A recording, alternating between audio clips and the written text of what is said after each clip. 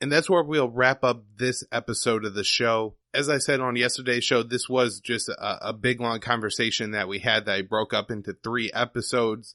Let me know what you think about that. If you'd rather just have one, big 2-hour-long episode, we could certainly do that as well. But I figured this is a way to stick to the Monday, Wednesday, Friday schedule. If you want the full interview right away, you could do that by going to patreon.com/foreignpolicyfocus and donating to the show. And there you could download the full interview without waiting until Friday to get the last piece of that. You can find the show at foreignpolicyfocus.libsyn.com and libertarianinstitute.org. You can find me on Twitter at KYAAALE, and Facebook is Libertarian Union. And then my personal news website is immersionnews.com. And then the YouTube pages are Immersion News, and that's the name of the BitChute page as well. And again, a special thanks to the guests on the show, co-host of the Around the Empire podcast, Joanne Leone and Dan Wright, and you can find the show at aroundtheempire.com. Joanne, I didn't catch the IG report hearing, but I guess you did, so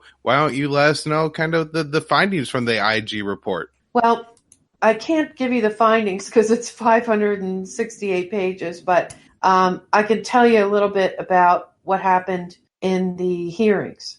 I can give you the gist of it. The gist of it is that Horowitz is the Inspector General. He's pretty highly respected, or at least up until this point he was. And he gives 568 pages of, problems with, first of all, I should say that he's issued one report. He's going to issue more reports. This report was focused on the mid-year exam investigation. This is the Clinton email investigation. This is the one that ends in July and then gets reopened again in October. And this is the one where all these FBI texts are coming out showing extreme bias of the key people involved in the investigation. So, Horowitz gives 568 pages of a lot of it very damning material showing sort of without any doubt how much bias was investigated or was involved in this investigation. But in his summary of conclusions, they don't match up with the content of the report. He concludes that there was no bias involved in the investigative decisions by the prosecutor. And basically the whole hearing is spent with, as is usual with these things, the Democrats on the panel are basically coming out and saying, well, IG Horowitz, you did conclude that there was no bias, right? And then he specifies, he clarifies. And then all the Republicans are saying, how the heck can you conclude that there was no bias when you obviously reported all of this bias? And he keeps over and over, he keeps clarifying, saying, I didn't say there was no bias. I said that, in the decisions that the prosecutors made, he has a very nuanced way of explaining this. The decisions that the prosecutors made don't show signs of that bias, even though there was clearly a lot of bias in the conducting of the investigation itself. And they pretty much just go over this, over and over again throughout the hearings. I don't really know how to summarize it other than that. Well, it's also important to point out with this IG report, this is fundamentally, it's about bias, but not bias in the Russiagate investigation. It's about bias in the Clinton email investigation. And they're trying to figure out what went wrong, because clearly it was a total disaster the way it went down, because it's completely out of character, people who should know, for the FBI director to give a press conference for someone they're not indicting. And to be honest, as much as I don't have a lot of sympathy for Hillary Clinton, nobody should be treated that way, that if you're not going to bring a charge, to go out there and slam somebody and not charge them. Now, it depends on how you view the facts of the case. If you view the facts of the case like I did, which is she did break the law in my view, then they should have just done an indictment, not a long press conference. But if you feel like, hey, you didn't think, as Comey said, no reasonable prosecutor would bring this case, then, shut up. Why are you doing a press conference? This person's innocent. You don't think you can prove the case. And the reason Comey says he broke protocol, which the IG report absolutely says he did, which has been my view too, is he said, well, Loretta Lynch was compromised. And people might remember that famous meeting on the tarmac with former President Bill Clinton that raised a lot of eyebrows. And that's why Comey said he felt he needed to stand apart, or he was told he didn't have authorization to do that press conference, as I understand it, from Loretta Lynch, but felt like he was going to do it anyway. So this is really about Comey and the conduct of that investigation. And so I think the texts are clearly show bias, but it's really about whether he followed procedure, Mr. Comey followed procedure or not. And the IG, I think, is pretty clear that he did not. Joanne, that's my read. Yeah, some of the other interesting things that came out, the New York field office of the FBI, they were pressuring Comey. I guess one thing that Horowitz did say is that he admits that he is afraid that Strzok showed that the bias did affect decisions and his actions with the Wiener laptop. So if you remember, in September, the New York field office, and I think it was actually the New York, District of Lower Manhattan, they had Anthony Weiner's laptop. And on Anthony Weiner's laptop, there are tens of thousands of emails from Hillary Clinton's email server supposedly because she used to forward things to Huma Abedin, and Huma Abedin would print them out for her. And, I guess she didn't read them online. She only read the printed version. So there was, great worry that this would affect the Clinton email investigation, which has already been closed, but now new evidence comes up, and there's worry that there's going to be classified emails in that batch of emails that's on Weiner's laptop. So what happens is they refer the FBI field office, knows about this, they pass on this information, and then nothing happens. It just sits at the FBI office in Washington, D.C. headquarters. And after a period of time, one of the people from the New York field office contacts headquarters and says, hey, what's going on with this? Why haven't you done anything about it? And so it was slow walked. And then they apparently threatened to leak information about this. The campaign panics. Comey panics because he's afraid it's going to be seen as, that he rigged the investigation. And so that's when he makes the decision. Oh, and around the same time, Loretta Lynch does this tarmac meeting with Bill Clinton. So Comey is worried about the legitimacy of not only of the investigation, but of the whole FBI. And so Loretta Lynch refuses to recuse herself from the investigation. But what she does do is she makes a public announcement that whatever the FBI decides on this, whatever recommendations the FBI makes, she will agree to those. So Comey takes it upon himself at that point to, first of all, he jumps in, he speeds up the investigation to make sure that the laptop emails are examined. First, he says that, I don't know how we're going to get through that. It's going to take time. And then he comes back like a day later and says, oh, we have a magic solution. We're going to be able to get through these in no time. And they end up concluding that, there was no classified information and it doesn't affect the investigation. But what Comey does is at this point, this is why they conclude that Comey was insubordinate. He decides to go. Everybody knows what happened from there, right? He goes out to the nation and he makes us, he says that the investigation has been reopened, and then he comes back and says, he makes these conclusions on his own part, on his own initiative. And it's so close to the election that a lot of people believe this is the thing that caused Hillary Clinton to lose. He'd already done her damage in July when he says we're not charging her with anything, but she was extremely careless. As I should mention too, that during the hearing, this was also talked about a lot too, is that in May of 2016, Comey drafted that statement that he was going to make in July to the public that is so damning of Hillary Clinton. And they changed the wording. They changed it to extremely careless from whatever reckless that the statute, that's criminal according to the statute. But just the fact that he's already decided not to indict her, and he's drafted, the statement that he's going to make, the declination statement. that it's also very suspicious. It calls into question the legitimacy of the investigation. But getting back to Horowitz, the Horowitz statements, he is worried, and he admits that he is worried that Strzok's bias affected decisions that were made. But he limits it to decisions that were made in the Wiener laptop in October, as he says.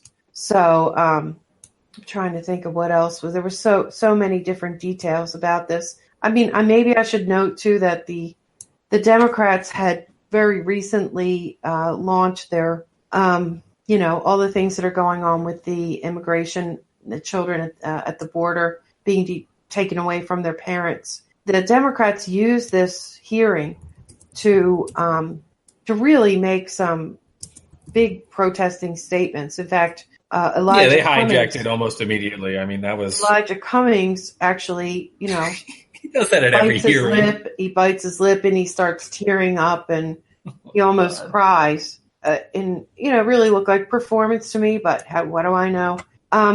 So I mean, that was just interesting. Like they kept saying that the IG report and that it was a nothing burger because of the conclusions that Horowitz ultimately concluded. Right. Horowitz wrote this report. I guess for people who don't understand this, is he basically wrote this is he does what a lot of these reports do, which is why if you're willing to go blind, you'll actually learn a lot, which is what I.F. Stone, the great investigative reporter, used to do. He's like, I just read the reports. I don't read the summaries. So in the IG report, it's like a lot of other reports. The summary is made knowing that people are only going to read the summary. He writes this very equivocating, cautious summary. Well, I didn't see any bias. And exculpatory, really. Right. Exculpatory. Perfect word for that. And then when you actually read the report, it totally contradicts the summary. That is very, very common in DC because you can't actually write a false report, but you can totally BS the summary page.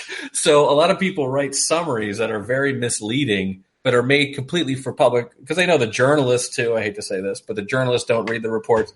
So his summary is very even-handed, and it's basically he knows when he writes that report and that summary, he's going to have to go to Congress. So he knows this day's coming. So he writes it in a way to kind of keep himself somewhat level. But the report itself has a lot of – you can't read those text messages from Stark and Page and not see bias, and the report doesn't exonerate them. It just has a very equivocating summary page.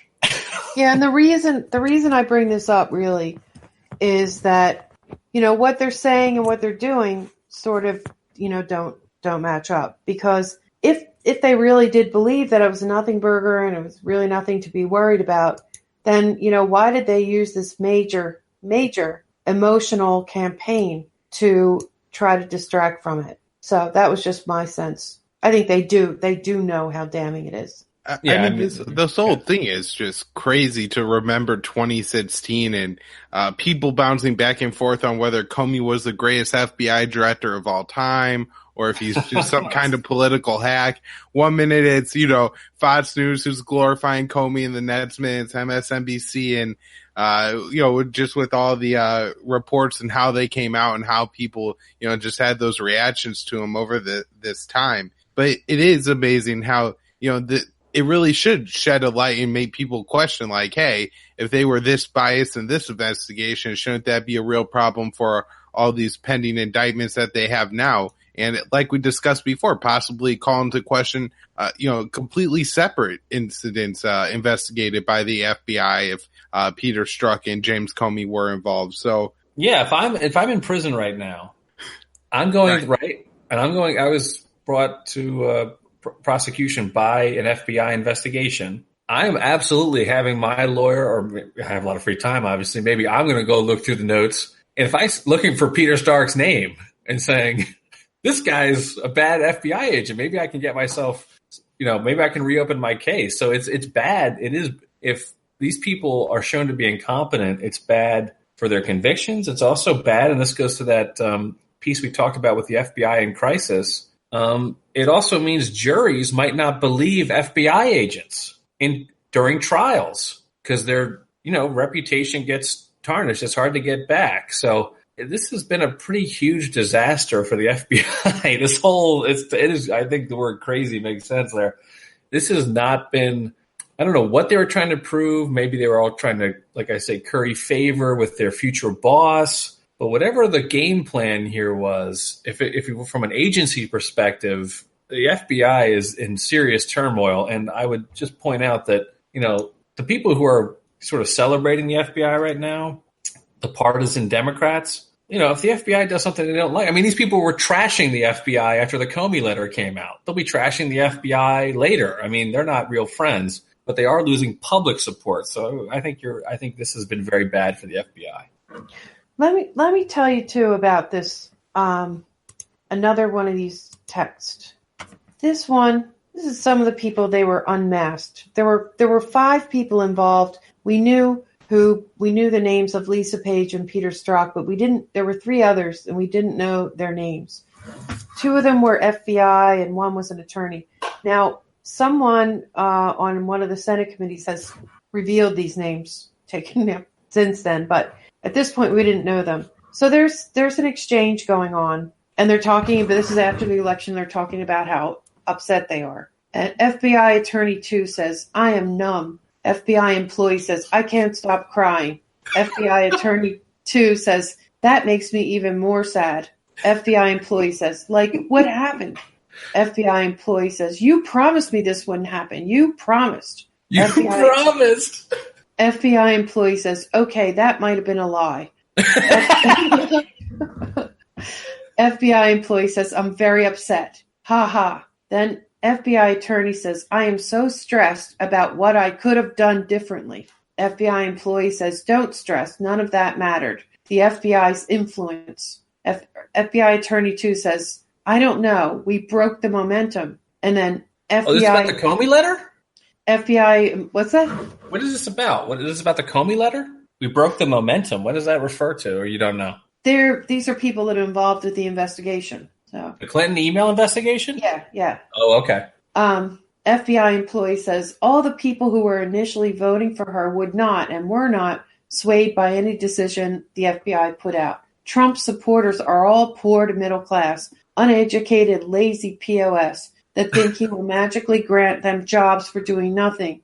Oh. They probably didn't watch the debates, aren't fully educated on his policies, and are stupidly wrapped up in his unmerited enthusiasm. So, you get a sense of where these people's heads were. But there's another... They're really high on themselves, aren't they? Yeah, and they're also worried. Unmerited. They're also worried about, now, about Trump finding out about the investigation and how they conducted it. Womp womp. Yeah, it is a little hard to feel sorry for them. But so FBI employee, let me just read you this one more exchange. FBI attorney 2, I'm just devastated. I can't wait until I can leave today and just shut off the world for the next 4 days.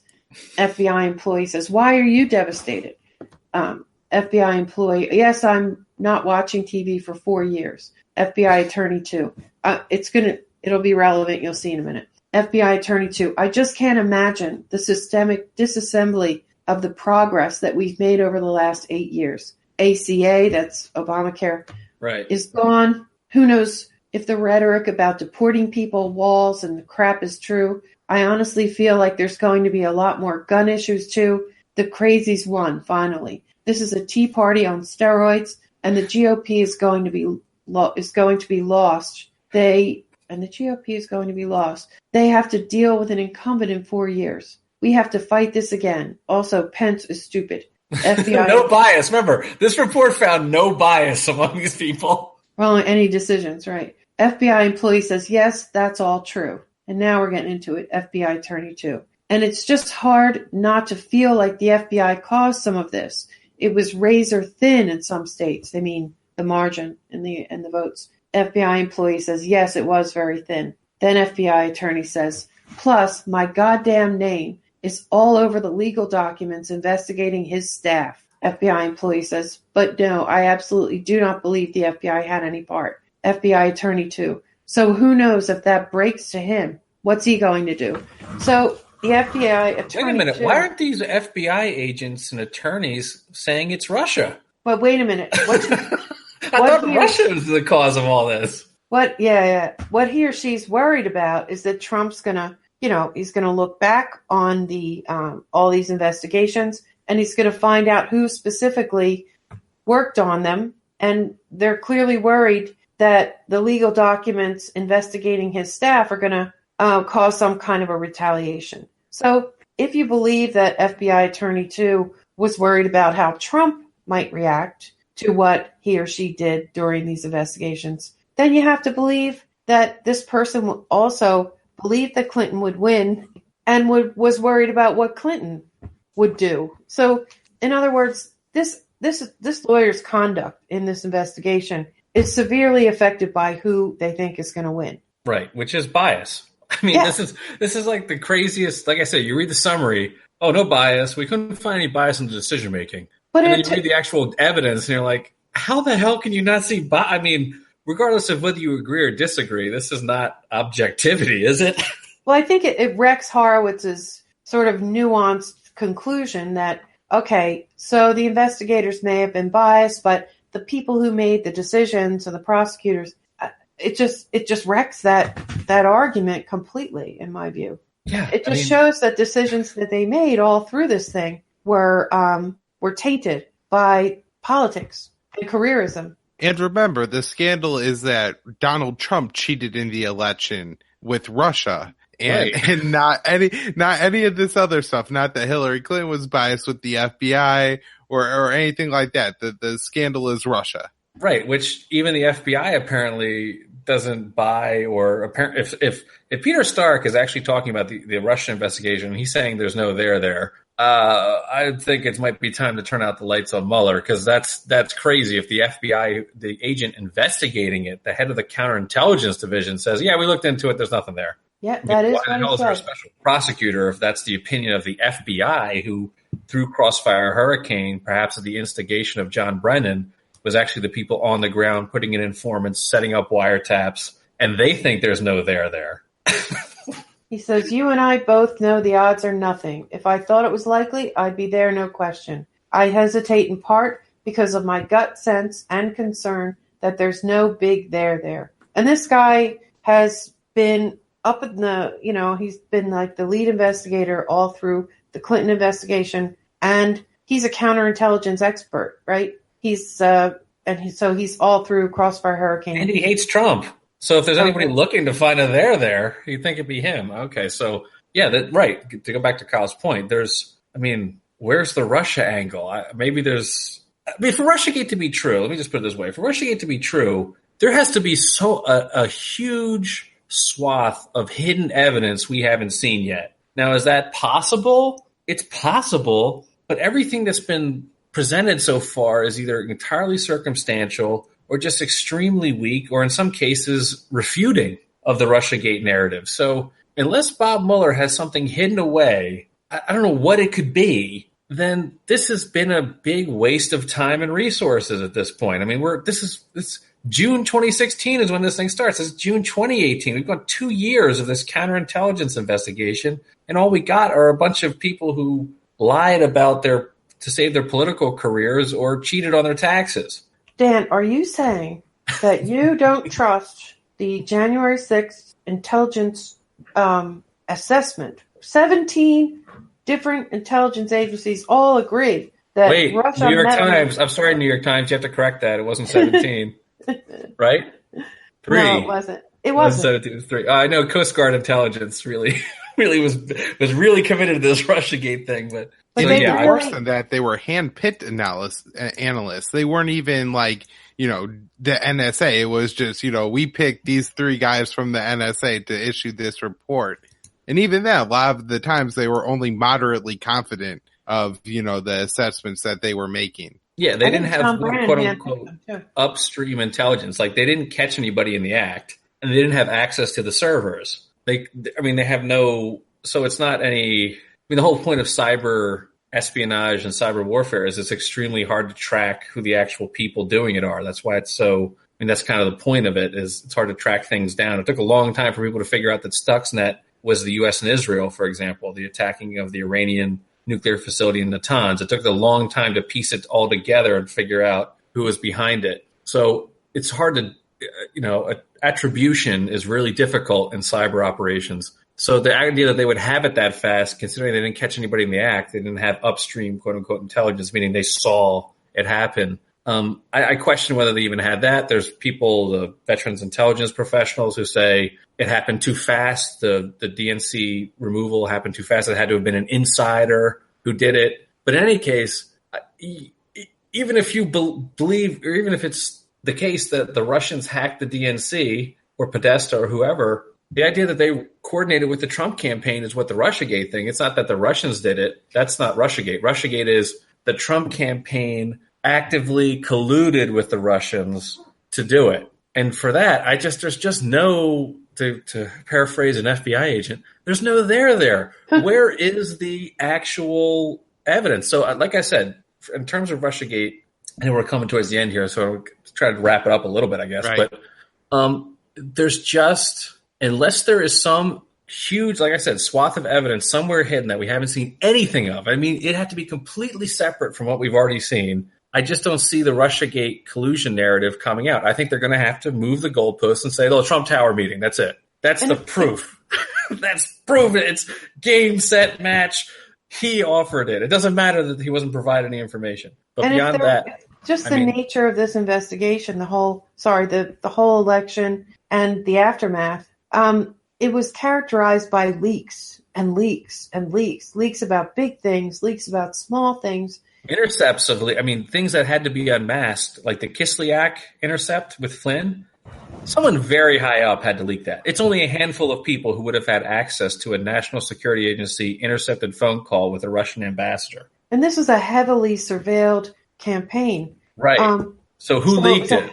It was a heavily surveilled campaign. And there were people in various places leaking like crazy. They were even leaking things that happened in the Oval Office, So if they had evidence, I just can't believe that it wouldn't have been leaked. It reminds me oddly of that scene. There's this great series about the O.J. Simpson trial where it's called The People versus O.J. Simpson. It was popular for a minute. John Travolta was in there. John Travolta, Sarah Paulson. It's kind of Cuba Gooding Jr. plays O.J. And David Schwimmer plays Kardashian, Robert Kardashian, whatever. He did a good job with that. But there's a scene in there where where he finally figures out that it's almost certainly OJ did it.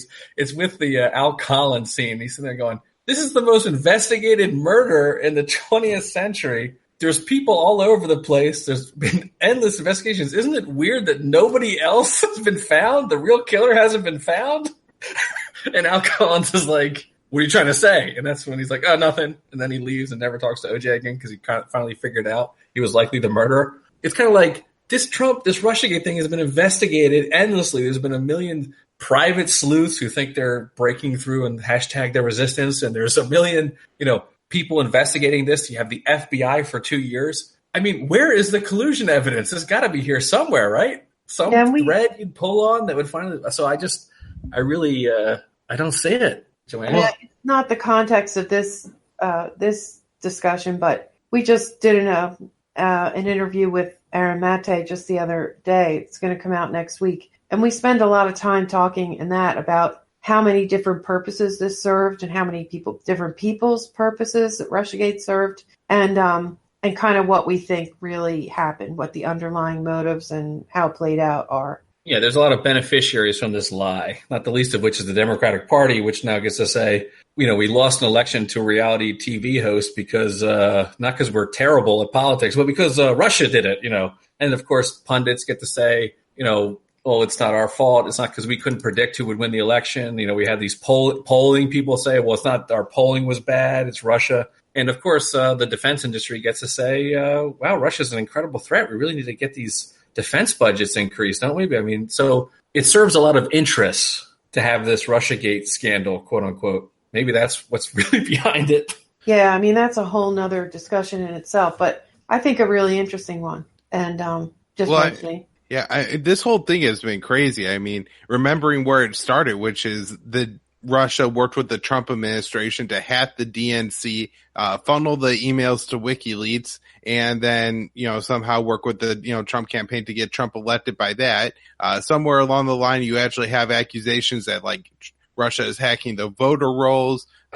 Then it turns into Michael Flynn was having conversations with the Russian ambassador that, he forgot, and Jeff Sessions as well. Then you have like the Manafort and the Papadopoulos indictments, and now you have this for sure proof of collusion. The Trump Tower meeting where you have Donald Trump Jr. talking to a Russian that was supposed to be a big deal. The Internet Research Agency, this is where they really got him, because now they got the Facebook ads proving that, Russia, and at one point it was RT that swayed the election. But through all of this, I mean, there's must have been like 20 times now where they were sure that like the Democratic establishment was sure that they had the Trump administration nailed to the wall with, either the next indictment that was going to come out or the new information that 100% proved that Donald Trump was connected with Russia. And I think, through these episodes, we did a fantastic job of going through,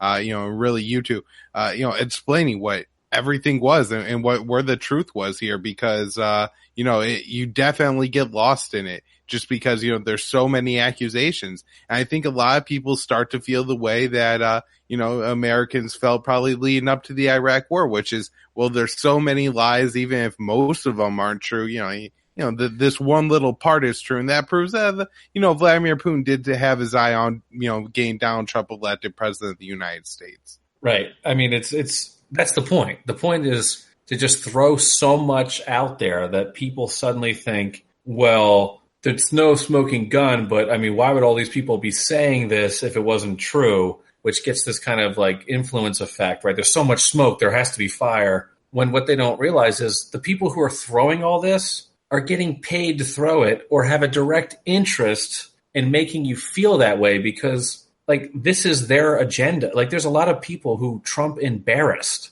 He embarrassed the political class who all said he was going to lose. He embarrassed the Clinton people. He embarrassed some of the Republican establishment, of course. He took down two dynasties, the Bush dynasty and the Clinton dynasty. So these people all have a reason for trying to promote this rationale. And of course, the Democratic Party thinks this is a good issue for them. I'm not so sure. So there's all these people with an interest. But I agree, like if you're in a conversation with the people you know and trust, and they all say the same thing, and they all start throwing accusations, you're like, oh, something must have happened. But really, that's the fake out, because they have an interest in making you think that. But I mean, where's the beef? Where is it? You can keep throwing accusations, but at some point, we have to have something. And there's indictments from a special prosecutor. That's what special prosecutors do. They go around and they get people on these process issues. That's what Ken Starr was. And by the way, the same people who are touting these indictments were typically, if they're partisan Democrats, which most of the people promoting Russiagate are the ones who were poo-pooing Ken Starr, and rightly so, saying, Whitewater and the Paula Jones and Monica Lewinsky were all fake issues. And yes, you got some people lying. Susan McDougal went to jail over the Ken Starr, and you got Clinton on perjury. But I mean, these people said it was all much ado about nothing, which I think they were right. So there's lots of smoke. There's no fire, and there's lots of people who have an interest in running smoke machines. And if you only read the headlines, and there seems to be whoever's, I think it's more of like an information operation going along in parallel with this. If you only read the headlines, you'd be pretty convinced. But as soon as you scratch the surface, there's, like Peter Strzok said, there's no there. All right. Well, with that, I think we could wrap up the show. There's a lot of content in here for all of you to enjoy. And, this way you could keep up with the Russiagate thing. And, whenever you're sitting around at work and somebody says it wrong, you could tell them, why you're right and why there's no proof of Russian collusion. And, it's important because this could help us, the Russia, the narrative against Russia, I think, is probably preventing Trump from getting along with Putin a little bit better. And, these kind of things are unfortunate. And like Joanne said, this is another rabbit hole we go down, but we'll have to save that for another show. So, Joanne, Dan, do you want to tell people where to find you, your Twitter handles and all that good stuff? AroundTheEmpire.com. All our shows are archived there. You can also Twitter at Around the Empire. I'm at US Empire Show. Joanne, at Joanne Leon, Leon. Check out the show, patreon.com/Around the Empire. You can email me, Dan at AroundTheEmpire.com. I don't know if anything else. YouTube, Facebook, Joanne? Yeah, YouTube, Facebook, iTunes, and all the podcatcher apps should be able to find us there. And I really can't recommend this show high enough, not just to talk about Russiagate stuff, but there's been tons of great interviews on Syria, especially quite a few with Elijah Manier now. And then you also have a fantastic interview on Yemen pretty recently that was extremely important to understanding that conflict. And I've listened to it like 2 or 3 times now. So, thank you for all the work you're doing. And maybe I'll have to get you back on the show again in a couple months to update this whole mess. Oh, thank you so much for having us on, Kyle. We really appreciate it. Thanks, Kyle. Great to see you again. And you got to come back on our show and talk again, too. All right. Thanks. And that concludes the conversation that I had with Dan Wright and Joanne Leone. Again, thank you so much to the guests. I mean, this was a really long, marathon conversation here. We talked probably for 2.5 to 3 hours in total. And I mean, it was a lot of fun. They know so much about Russiagate and really all the lies that have been told start to finish, and having all of that, among 2 people that, do such a great job of explaining it is absolutely critical because, as we point out in the end of that episode, there is a lot of just so much information that people feel some of it has to be true. So what they did in these 3 episodes was really important, and I really appreciate it, and really think about going, and subscribing to their show. Their website is aroundtheempire.com, and then maybe going to their Patreon page. As I've plugged in the first 2 episodes, a little bit less relevant now. If you go to patreon.com/foreign-policy-focus, you could get the full conversation that we had, rather than being broken up to the 3 parts like you saw on these 3 shows. But this has been probably some of my favorite episodes that I've got to record, and some of my favorite guests to have on the show. So I'm super excited to have them on, super excited to get these interviews out there to all of you, and I hope you enjoyed them. For those of you who want to share the show, foreignpolicyfocus.libsyn.com and libertarianinstitute.org. Twitter is at KYAAALE. Facebook is Libertarian Union. My news website is immersionnews.com, and then that's the name of the YouTube and the BitChute pages, Immersion News. Check all that out. Subscribe, ratings, or reviews, whatever you could do to help the show. Always appreciate it. Thanks, everyone.